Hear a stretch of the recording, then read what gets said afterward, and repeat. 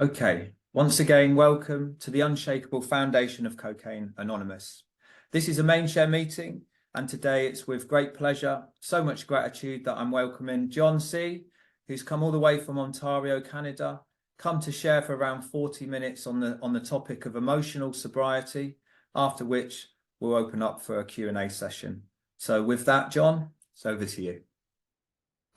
Thank you, Young, for inviting me to come and share with you, and I look forward very much to being with you today. And it excites me the fact that people are interested in what I have to say. So usually I think I'm no longer relevant. So thank you for the invitation.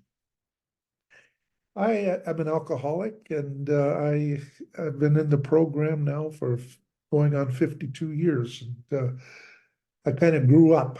I grew my sea legs in Alcoholics Anonymous, and I arrived here at 25 years of age finally, and recognized that I didn't know how to govern my life, and that alcohol was continually getting me into trouble and difficulties.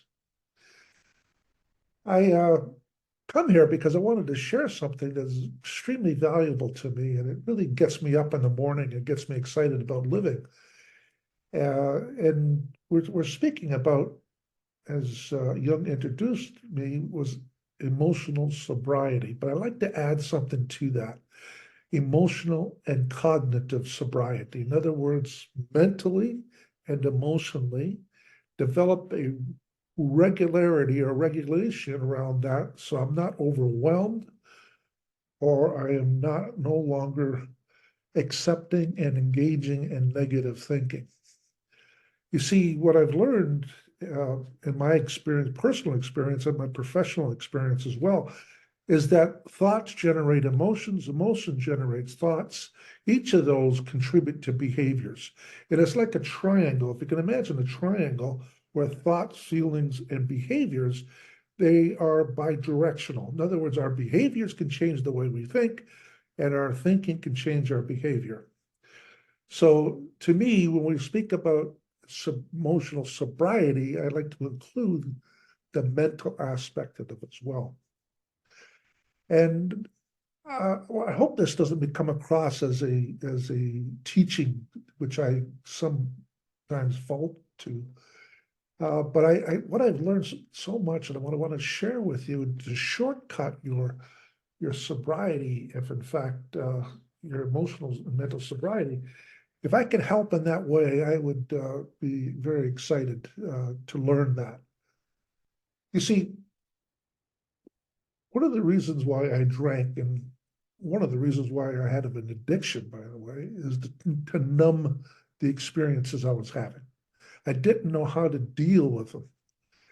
And what I did was I drank to get numb rather than work through feelings and thoughts and behaviors I had. To me, that was a fast escape. But addiction bites us. It doesn't provide anything for us long term. It comes against us. And at that moment, I was lucky enough to reach out to AA and found some friends that I could be with. And from that day on, it's been a wonderful, wonderful journey. But there's lots of things in my makeup that I need to reveal to you as I got sober. One, I was a very resistant and defiant individual. You couldn't tell me anything. I thought I knew it all. And I would often find myself in arguments, defending, explaining the way in which I was behaving, and in fact, lying about it. I wasn't open, in other words. And to me, that's one of the first criteria I had to learn to stop doing that. If I wanted to find a new way of life, I had to be open. See, my stages of competency, the first step is for me is to be open-minded, to listen, not to speak, to ask questions, not to give answers. See, the open-mindedness will teach us things that may take us months to learn. If we weren't open-minded, can take us days. And I know you know this. We will never relive this day. So the quality and the well-being of your life today is a one-time shot. So why delay feeling good about yourself, having the worthiness, the dignity, if you like, which I call the sacred identity, to be used in my day-to-day living? Why would I want to put that off and have a lousy or poor or negative day? It's not uh, ideal, of course. So I want to be able to be open. And be able to open, I need to ask questions. And I need to have them at my hand, or else the pattern of closed-mindedness would overshadow it. In other words, I can't just say to myself, I can't be closed-minded. I need to have mechanisms in place, resiliency in place, coping in place to be able to remain open. And I have this famous question I ask all the time is, tell me more about that. That question keeps my mind open, and it sets me up to listen to what other people's experiences are. Now, with somebody like me, what comes in very quickly is defense. It becomes judgment. Are they right or wrong? Are they good or bad? Have they got this right? I'm always asking these questions. I need to suspend that judgment and to be with the person who's sharing something with me about how they experience their life. Friends, I'm going to tell you, if you don't have this piece, or you're not working on this piece, your learning is going to be minimized. And it's going to take longer for you to feel real good about yourself and to have the kind of well-being that each of us deserve. In step 2, we talked about being restored. What are we being restored to? We're being restored to our sacred identity. The person who we are prior to addiction, prior to the conditioning of living in our lives. We're being restored anew. And inside us is something extremely valuable. It pre-exists us, in other words. We have a sacred identity of goodness, and we're not going to find it if we cloud the area with my conclusions, my judgments, my biases, my defense. So opening up is the first area that I want to share with you to get ready for this new life called emotional cognitive sobriety. Next, I want to be able to document my experiences. I wasted so much time thinking about things, ruminating about things. And it's like going around in a squirrel cage, just over and over and over and over again, wondering when this is all going to stop, hoping that it's going to stop, but it never stopped.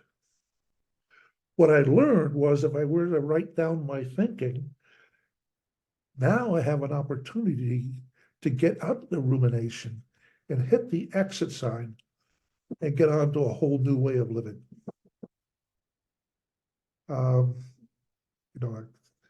So that's the benefit of journaling.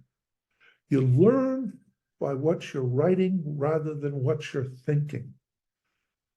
And as you become more aware of your experiences, you begin to see that there's a difference between what we know and how we experience life.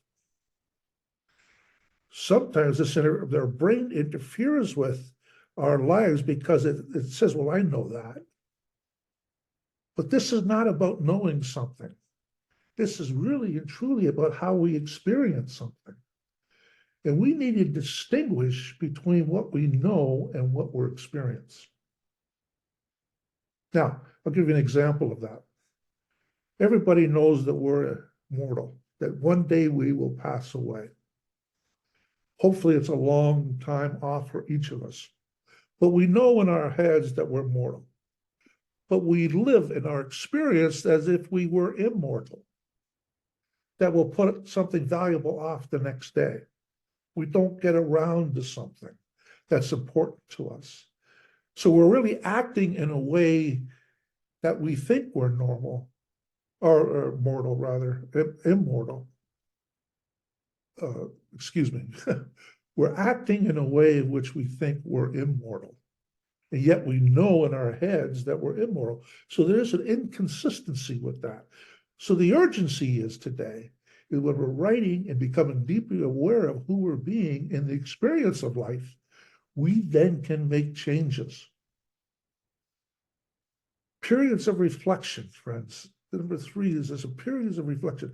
If you're not reflecting, in other words, you're just going on from one moment to the next moment to the next moment, like I did, the learning slows down. So I want you to take an example. We're open-minded, we're open to the experiences, new experience in life. We're listening, we're asking, tell me more about that. We're writing some of these thoughts down that we have. We begin to see what we're thinking on paper, which is extremely valuable. Now we have an opportunity to reflect on it.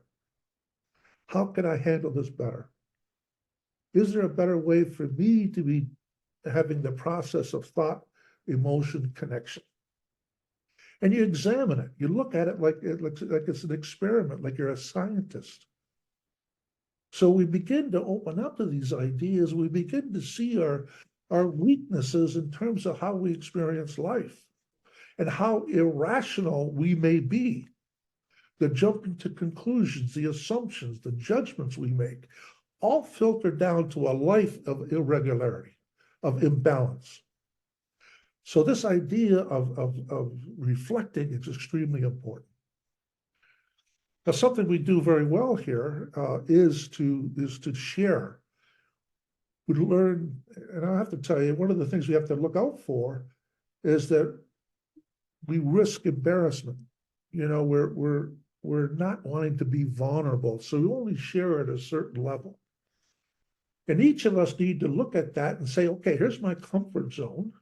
I'm going to step into my fear zone and be a little bit more open than what I was.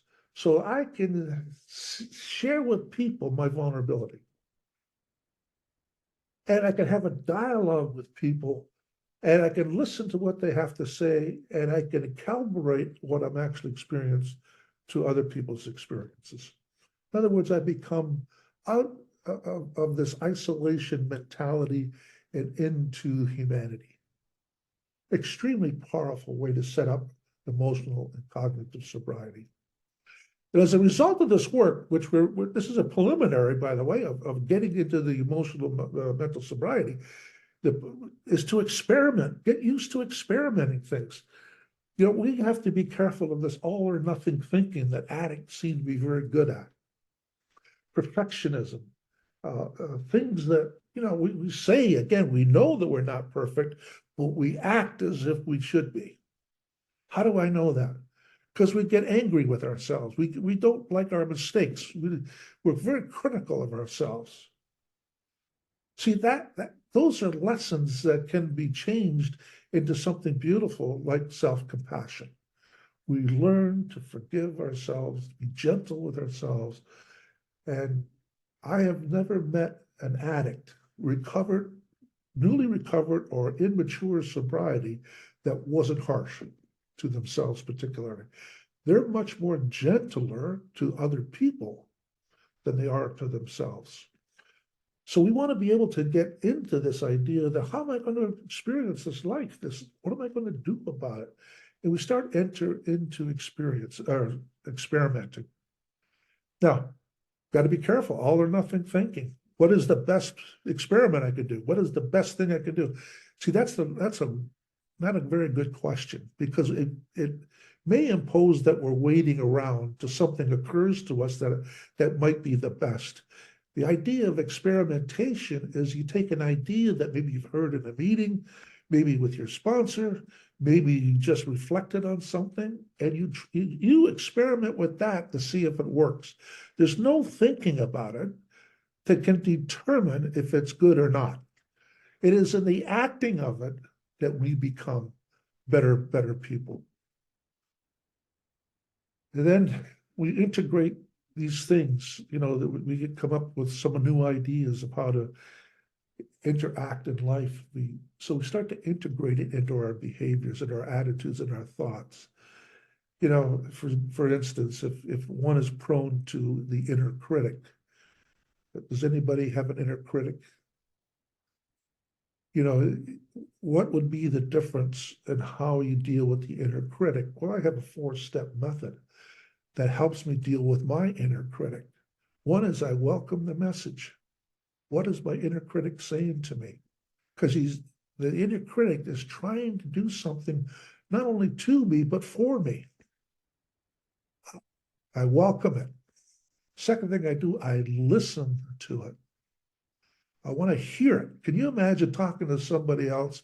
I'm sure if you've been in long-term relationships, and if your partner doesn't listen to you, or is not listening to you, not paying attention to you, what are you more apt to do? Well, if you're anything like me, you start yelling. you start demanding. You start forcing. Well, that is the same as the way in which we deal with our inner critic.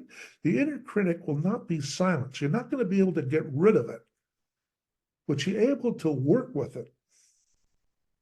So when we look at the inner critic, then we say, well, thank you for what you're saying to me. But at this moment, I'm going to replace your thoughts with this. And that happens to be a more gentle and kinder way to move forward in my life. That has to be planned out. Because if it's not planned out, I will only default to what psychologists calls automaticity. In other words, we have automatic patterns that occur. So I integrate it. I test out these ideas and how to live life, how can I be different than what I was in a sense? Not that I was bad, but how can I become effective at living life? And then habit for me to live this way. Like my question in the earlier part of the talk was, tell me more about that. I had to practice that until it became automatic to me. See, that changed my closed-mindedness. That one sentence changed the way in which I approach other people and how I listen to other people. And then I want to hold myself accountable. And if you don't have an accountability sponsor, you're missing out a lot, because what you're doing, again, is delaying your progress. Have somebody there that's going to be honest and truthful to you, that you respect.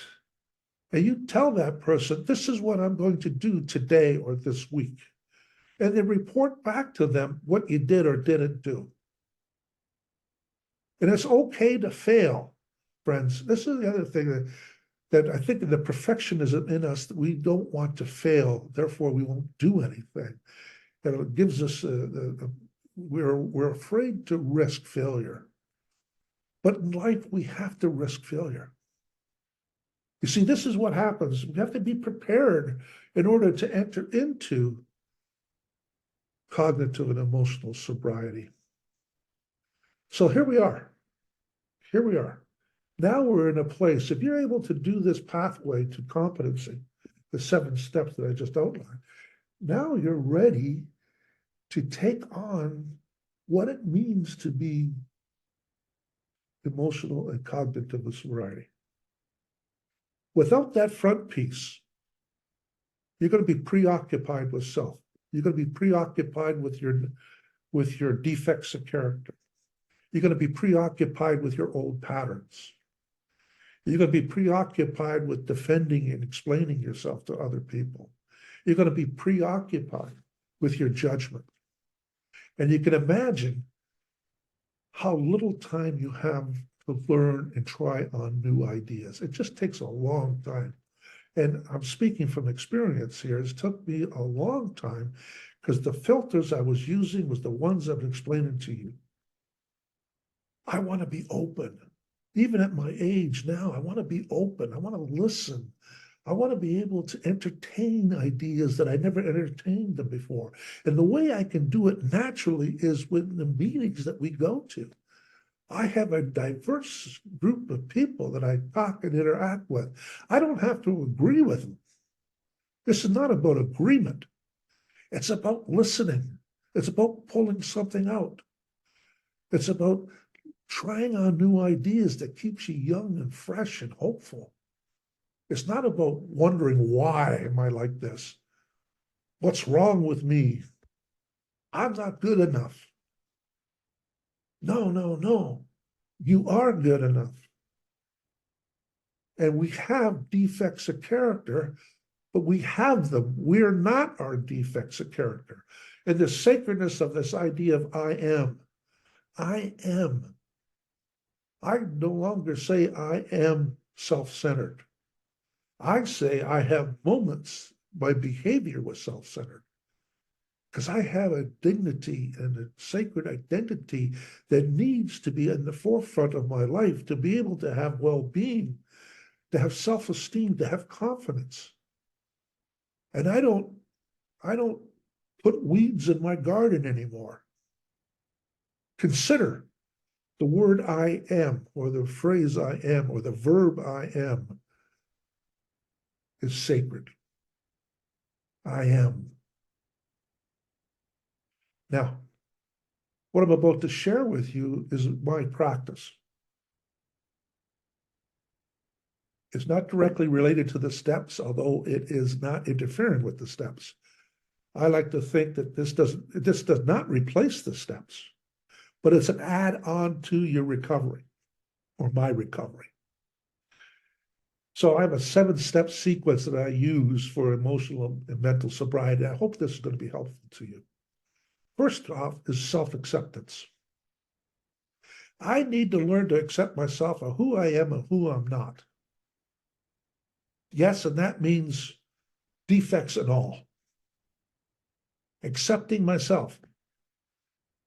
Just like when we accept the fact in the first step that we're powerless over our drug or drink or behavior, so that we can move into recovery, it took acceptance. So I need to learn to accept my defects of character, not always trying to get rid of them or ignoring them or avoiding them, which takes up energy and effort. I need to learn self-acceptance. And along with self-acceptance becomes self-compassion. To be kind to myself. Speak to myself as if I would speak to a dear friend who would have going through the same kind of difficulty as what I'm going through. To be able to look at myself and say, you know what, I accept myself for who I am and who I'm not. Now, what's next? Now, this takes practice, friends. See, one of the signposts you're going to see is in language. You know, I'm just going to do a sidebar for a moment. You know, we often talk about the greatest distances between the mind and the heart. Have you heard that expression? Yeah. What's in the middle is language, what we speak. And one of the things we say when we have little self-acceptance is I should do this, or I shouldn't do that, or I need to, or I must, I have to, I always. Use generalizations. These are indications of lack of self-acceptance. And that these are words that we use when we're battering ourselves in the head.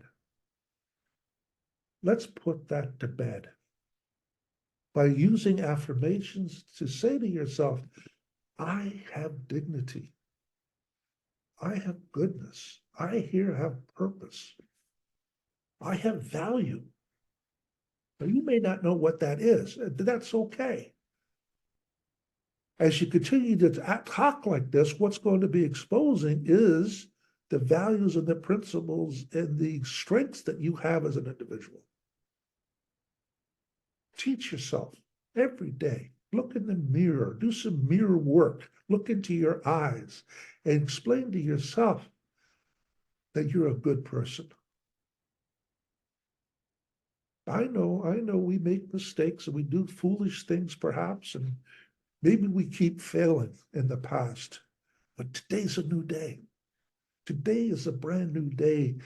Today you can be the person that you dreamed in your heart to be. You know, I love the 5th chapter. It talks about rarely have I seen a person fail who has thoroughly followed our path.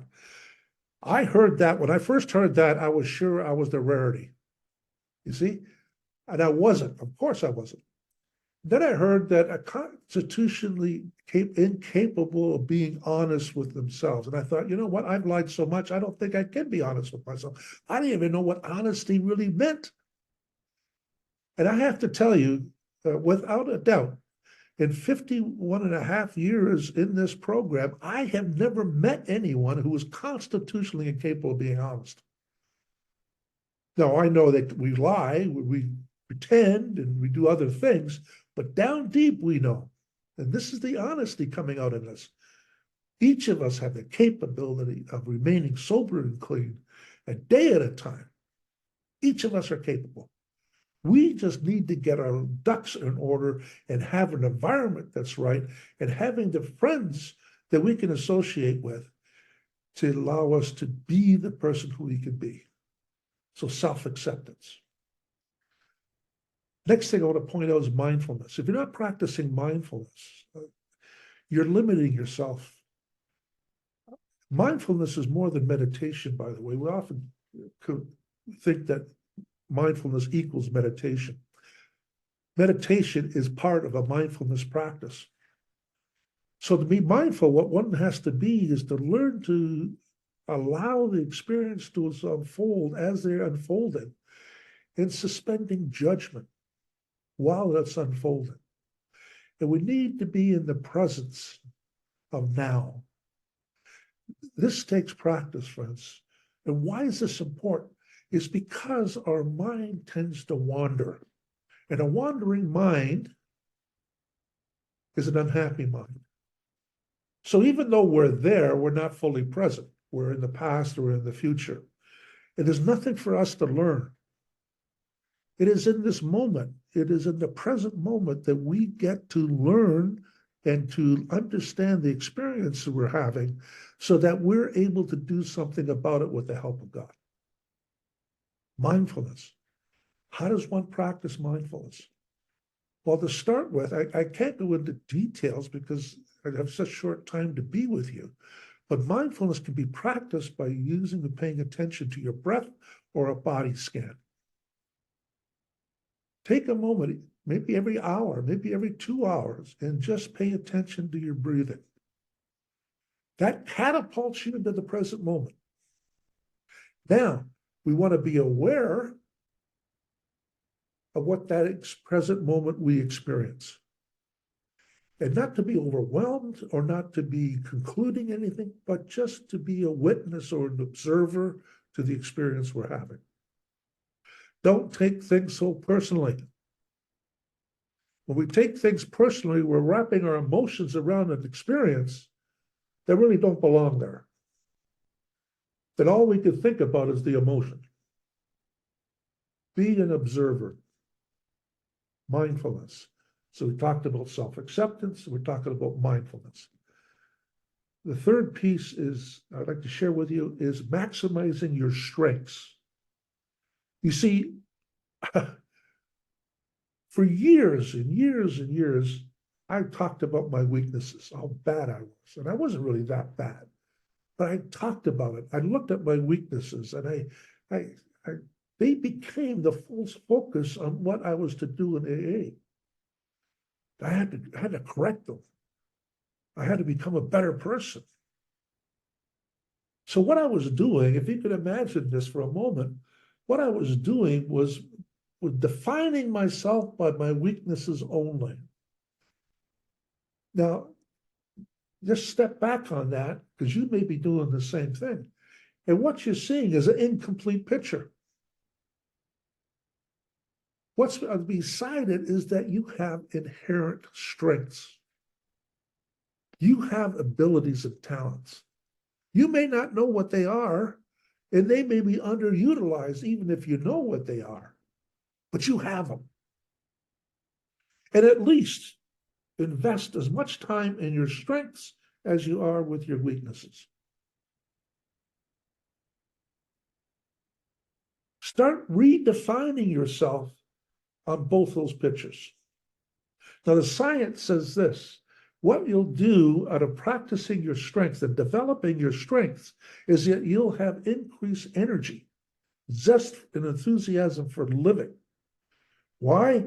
Because strength is something that we're good at. And the body responds to something that we're good at with energy, with serotonin.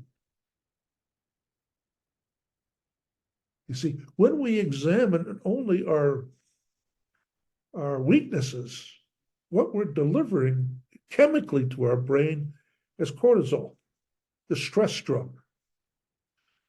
So this is a byproduct. This happens automatically. You can't prevent it from happening in the sense that the chemical is going to run in the brain the way it's going to run in the brain. But I want you to understand the position you take with yourself. You get to determine how much cortisol and how much serotonin is going to be moving in your head. So why not look at your strengths and invest yourself in your strengths? So we talked about self-acceptance, we talked about mindfulness, we talked about maximizing strengths. Now, for a human being is better when they are approaching something. You see, not avoiding something. Oh, I can't get angry anymore. No, it's when they're approaching something like, I'm going to be patient. Here's my program for being patient. So when a human being is approaching something, they feel better about themselves. It's just a byproduct. If you want to feel better about yourself, make sure you have goals and the motivation to be able to achieve those goals. And what gets exposed to us is that many times we don't use goals because we use the rationale that, well, I got to live a day at a time. Well, that's a myth. Those are two different things. Yes, we got to live it a day at a time, but you can plan your future. You don't have to have a rigid outcome. It's not good to have a rigid outcome because the universe is going to deliver what it's delivering. However, if you have small goals, medium-sized goals, and you're working towards something, what you're going to find is your well-being is going to be elevated. So you begin to see how these things will help you in your emotional and mental sobriety. You see, we've talked about, 4 things now: self-acceptance, mindfulness, maximizing your strengths, and goals and motivation. Now we have to have tools, friends. We have to have tools, coping and resiliency tools to be able to deal with the storms in our life. I like what the Buddhists say. The Buddhists said this: there's 2 arrows that pierce the human heart. One is pain, which is unavoidable. It's the storms of living. Life can be hard. You may have financial reverses. You may have relationships that are failing. You may have a job loss. All of those things, loss of health, all of those things may occur in your life. You can't avoid them. The second arrow is suffering. That can be avoidable. In other words, we make meaning out of the pain we're having. Oh, I lost my job today. That's a fact. I must be a very poor worker, or I'm not very smart, or I'm not. That is suffering. You're adding on and compounding the pain. So we want to have coping and resiliency mechanisms in place. So how to deal with the storms in our life. So self-acceptance, mindfulness, maximizing strengths, goals and motivation, and coping and resiliency. Young, I don't know. I don't have any idea of the time I started here. So just let me know when I'm about 5 minutes, would you? Now, a human being operates with best when they have purpose and meaning. Purpose and meaning. In other words, you're meant to be here.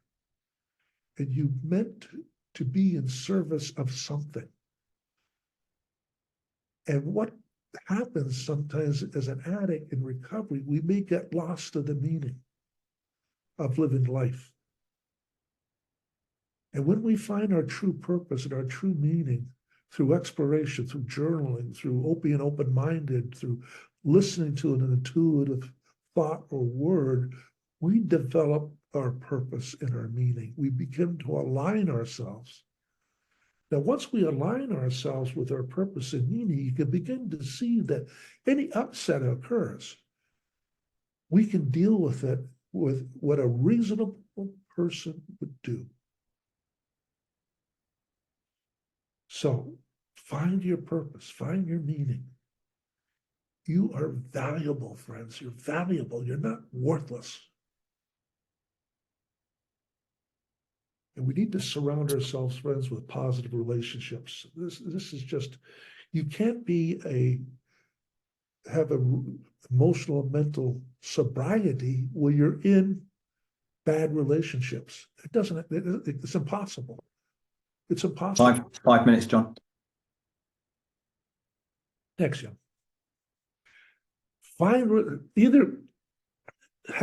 Improve your relationships with what you're having, or find new relationships. This relationships thing will slow you down. It will cut into your emotional sobriety. So there's 7 things that I do, friends, to help me with emotional and mental sobriety. I have in each of those things a series of exercises I do to practice these things every day, because emotional sobriety isn't something you have. It is something that you practice. And yes, we can live our life without our drug of choice, no matter what happens, and that's a level of regularity. But we also don't have to suffer as our life goes on, places in which we have no control over. See, Wilson talks about it in the next frontier. He talks about this idea of demanding and associating things that he would like to have happen to himself. And he began to recognize that creates an imbalance. These ideas are about accepting, allowing, noticing, and about practicing things that are healthy and life-giving. And this is what I think emotional and cognitive sobriety means to me. So you want to be able to be effective in your life. You want to be able to be functioning as a human being. And as you practice these ideas, the world is your oyster. And that's not a grandiose statement. As you practice these things, you begin to see your value, your worthiness, your dignity, and your sacred identity. That is what we are chasing in our drug, which we could never get by an external way. It is in the practicing of well-being and happiness and joy and peace, which I've outlined here, that will bring you to a place of true happiness and joy. Friends, I'd like to thank you for your generous listening, and I look forward to your shares.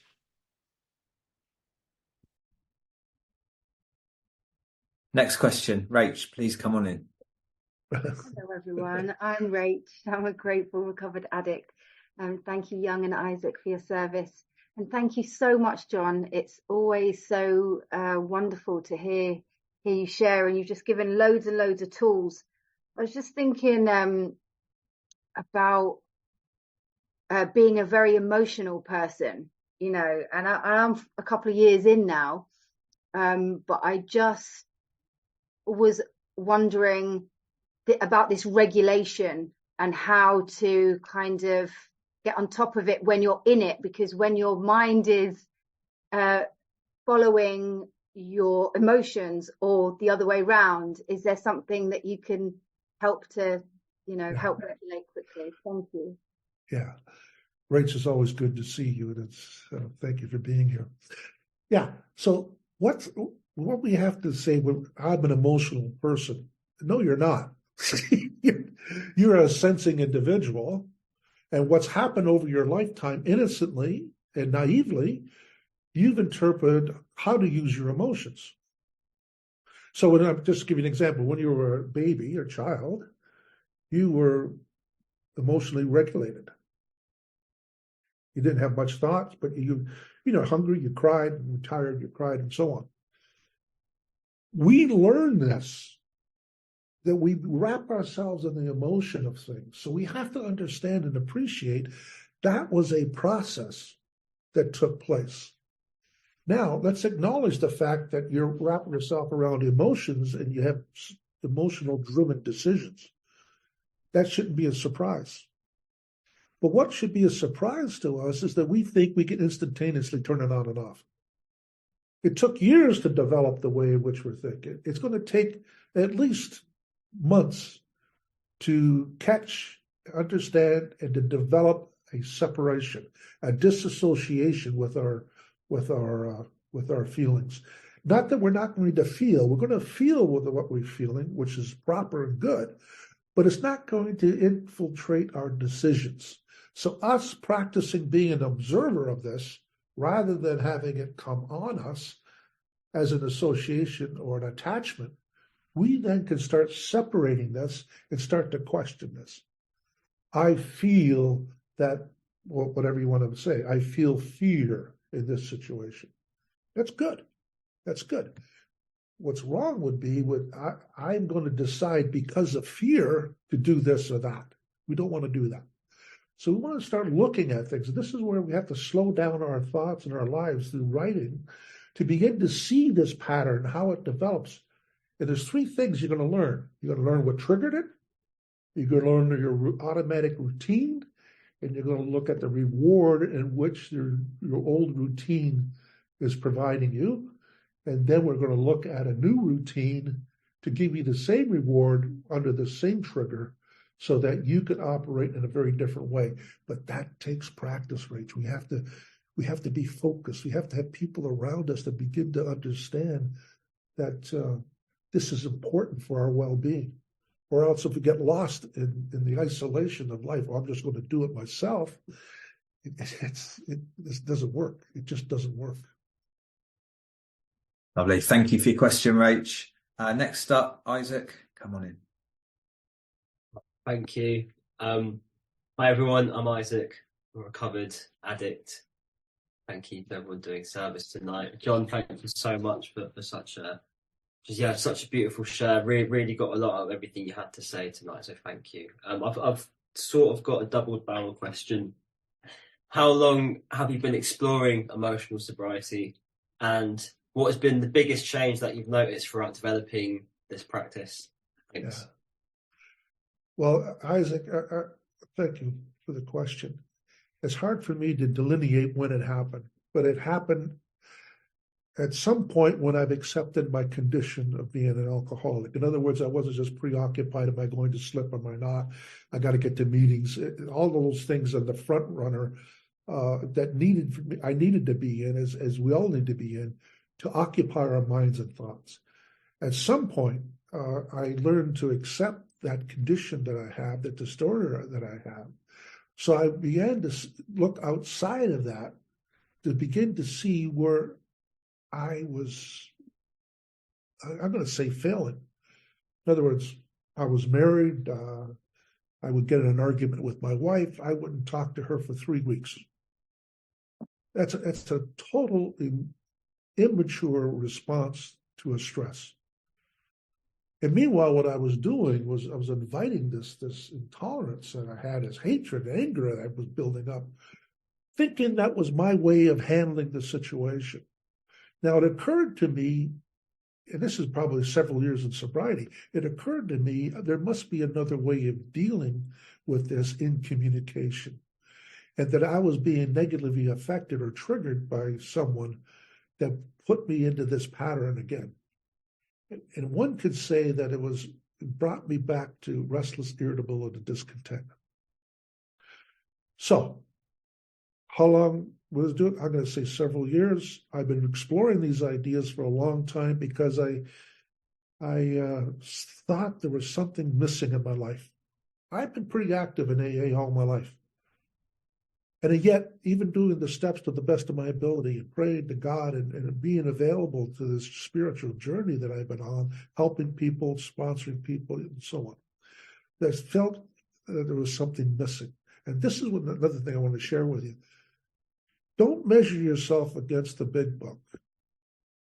Measure yourself with the experience that you're having. So if you find that something is lacking for you, honor it, because that's an invitation to growth. So what I used to do was I would read an ideal that Bill Wilson put down on paper, and I would measure myself. So I would try harder, do more. Then I had myself spinning around in circles at some point until I realized, you know what, I got to pay attention to my experience around my life. And the steps elevate me, no doubt. I'm not here to devalue the steps in any way, shape, or form. They help me tremendously. But for me, I needed something more. I needed something different. And that's what I found in the work that I do. Thanks for your question, Isaac. Next up, Ark House Treatment Centre. Come on in. Hi, my name's Michael. I'm an addict. Thank you for your time, John. I've taken so much from you, from what you've said. I've made so many notes. One thing I was quite interested on is because I'm quite early in recovery again. You talked about coping tools with bumps in the road, with life, everyday life. I was just wondering. I mean, I can be quite. I'm very sensitive, as most addicts are. Have you got what? Could you just elaborate on that a bit more? And what tools did you use, or is it over time with patience and practice? Well, that's the way it occurred to me. But I want you to know there's another way, and not that I want to present instant stuff to you. It's not instant, but I don't have to wait today than when I did years ago to achieve something that was natural for me to achieve. There are mechanisms in place in the world that will teach us how to deal with things. And they're practices, they're methods, they're scientific evidence-based information that we can have. Example, what does a sensitive person do? Well, one thing you can practice, by the way, is to observe rather than being attached to what's being said. To put yourself in a position of observing the conversation, so you're kind of out of your body. I know this sounds like kind of ridiculous, but being an observer is a very powerful way to minimize the sensitivity, because the sensitivity is an emotional response to something. So if you were to not to personalize it and to practice observing, like you're in a video camera observing the conversation, you'll find a lot of that sensitivity goes away. Second practice I would recommend to you is to admit that you're being sensitive. You know, just a moment here, and I do this all the time. I felt myself getting angry, and I just need to tell you that. So I acknowledge the fact that I'm honoring my experience, and guess what happens? It reduces. It doesn't say it goes away, but it certainly reduces. So observing and sharing what you're actually feeling by honoring your experience. Those are two helpful hints, maybe. Thank you, Michael. Thank you so much. We've got 6 minutes left and 2 hands, so love to get these 2 questions in if we've got time. Gids, please come on in. Okay, thank you. Gids, alcoholic addict. Yeah, thank you for your time, John. There was a lot I can take from that. I'll definitely be listening to it again. It took me a while to think of a question, but you were talking about this state of sacred being, I think you called it, that you were looking to sort of work back towards through creating emotional sobriety. And I just, out of curiosity, was wondering what that looked like, or what that image looked like for you in your life. Yeah. But one of the things I stopped doing is refusing to acknowledge my talents and skills and talents. That also, what I learned is more deeper than the skill sets is that there is some value on earth that I have. One of the things that was given to me, this is nothing to do with what I've earned or deserved, is I have the ability to connect with people, and they can immediately trust me. That is something that's occurred. So that idea is part of my sacred identity. The other thing is the love I have for people. which I was sheltering before, hiding kind of, because I didn't want to be hurt and rejected. Now I can look at you, a young man, and I can say, you know what, I love you. I could just say I'm committed to you. I want the very best for you. I'm willing that you have the best life that you could possibly have. So it is. Those are just a few pieces. I learned about. When we talk about sacred identity, what are we really generally talking about? We're talking about the connection. We're talking about worthiness. We're talking about dignity as a human being. These are things that we have inherited. It's not something that we have to go and get. This is why the step 2 is so very important when we talk about being restored. What are we being restored to? We're being restored to the inherent goodness that we are as a human being. And you have it as much as I have it. You may not know what it is, but it doesn't mean it is not there. And what I would suggest for you is to try to get in touch with that and what it represents for you, and discover who you are as a person, not as an addict. As a person, you are a person before you're an addict.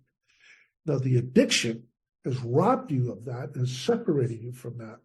And that's why we go through the steps, to expose these ideas so that we can get to what we call in step 12 a spiritual awakening. What are we awakening to? We're awakening to our goodness, you see?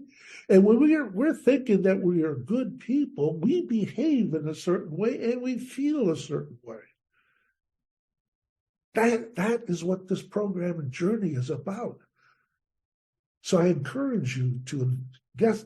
Wonderful that you raised the question, but see, that's your intuition asking you to do more, to think about this more. Try it out to see what you can do with it. Lovely. Thank you so much for your question, Gids. 2 minutes left. Dominic, please come on in. Last question. Thank you. Thank you, Young. Thank you, John, for a lovely share. There was so much in there. I could ask untold questions. I guess what I will ask, I've been reading a book of late, trying to expand my mind and open up my step 2. It's called Beyond Belief: How to Develop the Mystical Consciousness and Discover the God Within, and it gives direction around what you were saying. To relax the body and breathing exercises, and to try and get into the heart, and mantras around. For instance, I have a beautiful God-given body and I reverence it, or I'm a child of the universe and I have a right to be. And I've been practicing that in the morning and breathing and looking through my mind's eye. I'm trying to change you talked about self-acceptance, and I've been working on that, and changing the narrative to be compassionate, because I truly believe that it's God's will for me to be kind to myself after a pattern of self-harm in active addiction and in recovery as well, in my thinking, and putting expectations on myself. Have you got any tools that will aid me, like in the sense of empowering me to that will work, that I can work with to help that, to cultivate that narrative so that I can change it, because I can quite often fall into that mind trap of giving myself a really hard time. Are there any tools to help that narrative change, to be compassionate and practice self-compassion? That's my question. Yeah, great. Congratulations for reaching out and expanding what your knowledge and experiences around your world, and reading something as powerful as what you're reading. Now, what you have told me is that you have some tools. So how do you practice them is maybe the better question. And this is, I would suggest, a very powerful way of doing these affirmations. Sometimes we think that affirmations are a bit hokey, but what we don't realize is we've been giving ourselves affirmations all through life. Unfortunately, most of them have been negative. They've been reinforcing a negative identity. So when we go to impose a positive affirmation, we feel an imposter syndrome. In other words, that's not really me. We need to push through that. So the way I recommend my clients is to get in front of a mirror look into your eyes. Not only say the affirmation, but to use a tone that's persuasive, as if you're giving it to the image so the image can give it back to you. Now, this takes practice, by the way, and if you don't mind doing this, it will change your life. So it's not about something directly happening. It's more about by convincing yourself, by affirmations, by using tone, emotional, giving it to the image and give it back to you, and continue that practice. You'll come to believe. You know that part in the step 2, came to believe, implies a journey. It implies a journey. We need to accept that affirmations is a bit of a journey. And that for us to be persevering with courage to do this activity every day, even if it's for a minute, it doesn't have to be long, but to do it every day. I hope that's helpful to you.